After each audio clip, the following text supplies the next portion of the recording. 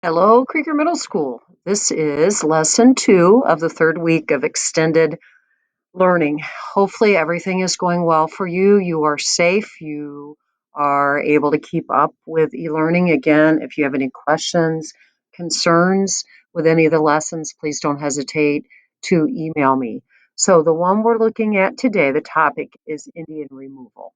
And let me get back to the very beginning because that was actually the end. So we're looking at the Trail of Tears. And the Trail of Tears is specific to the Cherokee Native American tribe. However, there's a similar kind of story for many other tribes. So this is a journal entry by someone that participated in the Trail of Tears, March 10th, 1838. Beloved Martha, I have delayed writing to you so long. If we Cherokees are to be driven to the West by the cruel hand of oppression to seek a new home in the West, it will be impossible. It is thus all our rights are invaded. And this was a letter from Jenny, a Cherokee girl, just before her removal. So going from North Carolina or Georgia, the home base of Cherokees, to heading toward Oklahoma. So we're looking at what was Indian removal. The Indian Removal Act was passed by Congress in 1830. What it did was authorize the removal of Native Americans who lived east of the Mississippi River to lands west of the Mississippi River, mainly in Oklahoma. And this was so it would free up territory, land for white men to move west and to establish their homes in that area, which had been for thousands and thousands of years land that was not owned but used by Native Americans. So we're looking at the place where the Native Americans were being going to be moved to was Oklahoma and Indian territories. So that's the picture that you can see there. So who was supposed to manage all of this? The Bureau of Indian Affairs, which was started in 1824. And this particular governmental organization still exists today. So Native Americans were going to be moved forcefully or willingly to the Indian Territory, which was mainly in Oklahoma. So the journey west was going to be done by Choctaw, Creek, Chickasaw, Cherokee, Seminole. And in this particular slide, there is a link to a website from the History Channel that gives you more information in regard to different topics within the topic of Indian removal. So you'll have that to be able to see when you get done with the video presentation. So there was Cherokee resistance um, for that particular group. What they felt they could do is if they adopted the culture of white people, then the white people would not remove them from their land.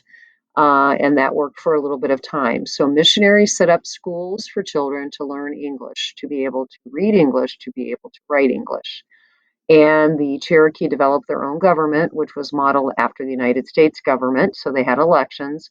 They had a upper house, a lower house, similar to our Senate and House of Representatives. They had a court system, and they had a chief, which would be the executive branch. Sequoyah was a Cherokee who used 86 characters to set up a Cherokee writing system, and then there was newspapers that were published both in Cherokee and English.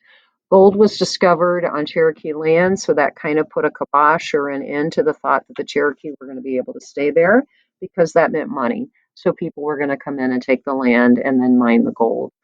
The militia attacked the Cherokee, and then the Cherokee did sue the government saying that Georgia cannot basically tell them what to do because they were an independent nation. So this became a federal court case, Worcester versus Georgia. And the person that was in charge of the Supreme Court was Chief Justice John Marshall. And what was decided was the Supreme Court ruled that the Cherokee Nation was an independent nation, that the rules of Georgia would not apply, but the rules of the federal government would apply. So they had authority over the Native Americans. Georgia ignored that ruling and was starting to move the Cherokees from Georgia to Oklahoma. Jackson took action and said, hey, Chief Justice Marshall, you rule this way, so you enforce it. So that's really not how the government was supposed to work. Jackson was known to be against Native Americans, and that's evidenced with his actions and writings, and so there is data to back that up. U.S. troops removed the Cherokee in the spring of 1838. This becomes known as the Trail of Tears. And the Trail of Tears was 800 miles of moving overland from North Carolina and Georgia, that area, into Oklahoma. So it took quite a long time. It was in the spring, like March of 1838. Some people did hide in the mountains of North Carolina, so they stay behind, and that's where you have the eastern band of the Cherokee still there today. Disease was bad, hunger was awful, harsh weather in the spring of 1838, so 1/4 of the Cherokee died out of 18,000 who started the trip. So that was horrific. So other natives, as time went on, Native Americans resisted the Fox and the Sauk in Illinois, led by Black Hawk. They were first to leave in the 1850s. Osceola led the Seminoles to resist in Florida. There was called a Second Seminole War, and Osceola was captured and put in prison where he died.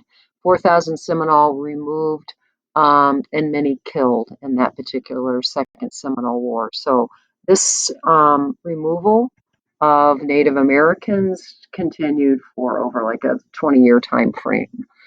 So the question is, Indian removal, human or inhuman?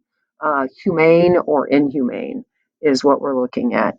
So a journal entry after the Trail of Tears. Here is what was written by a survivor of the Trail of Tears. Long time we travel on way to new land. People feel bad when they leave old nation. Women cry and make sad wails. Children cry and many men cry, but they say nothing and just put heads down and keep on going towards west. Many days pass and people die very much.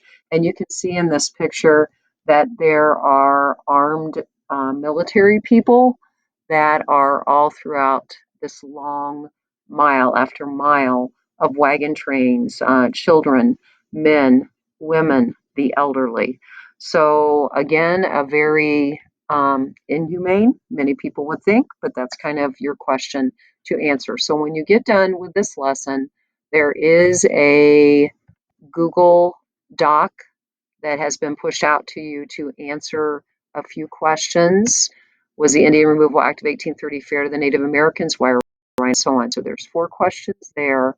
And then also there is a multiple choice through Google Forms, a quiz for you to complete. And embedded in the video presentation is a YouTube clip, and there's a couple other YouTube clips. So you should have plenty of information. Plus you have the nonfiction text that was given to you the last day where we were together on March 13th. So that's what we've got going on. Okay, hopefully, again, you're okay. So good luck with everything. Please keep up with all of your Google assignments. Do not hesitate.